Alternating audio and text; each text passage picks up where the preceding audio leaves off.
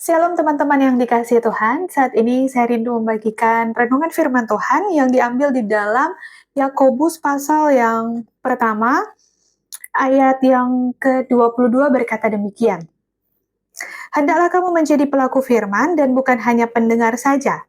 Sebab jika tidak demikian kamu menipu diri sendiri. Nah, kalau kita baca selanjutnya di dalam ayat yang ke-26 berkata, jikalau seseorang menganggap dirinya beribadah, tetapi tidak mengekang lidahnya, ia menipu dirinya sendiri, maka sia-sialah ibadahnya.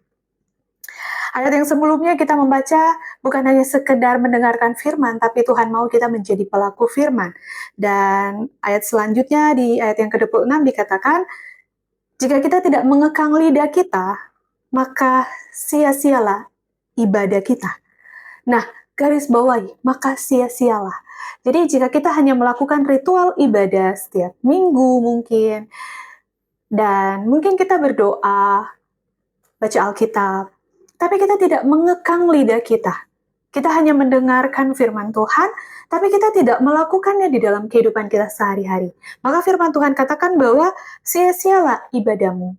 Teman-teman, maukah ibadah kita itu berkenan di hadapan Tuhan? Mari kita jaga perkataan kita jaga mulut kita. Apa yang keluar dari perkataan kita, biarlah kiranya yang keluar itu adalah firman Tuhan. Oleh karena itu, kenapa kita harus membersihkan hati kita melalui kebenaran firman setiap hari, agar yang keluar dari mulut kita adalah kebenaran. Perkataan-perkataan yang baik di dalam hidup kita, agar perkataan itu tumbuh, dan kita akan menikmati buah yang baik dari perkataan kita. Firman Tuhan juga berkata, jika engkau ingin melihat hari-harimu baik, maka jagalah perkataan. Oleh karena itu, firman Tuhan mengingatkan kepada setiap kita di luar sana. Jika kita melakukan ibadah kita, jangan hanya secara ritual dan secara agamawi. Biarlah Roh Allah hidup di dalam diri kita dan kita menjaga perkataan kita. Mulut yang kita pakai untuk memuji Tuhan, tapi mulut yang sama kita pakai untuk menghina, mengutuki, dan menghakimi hidup orang lain.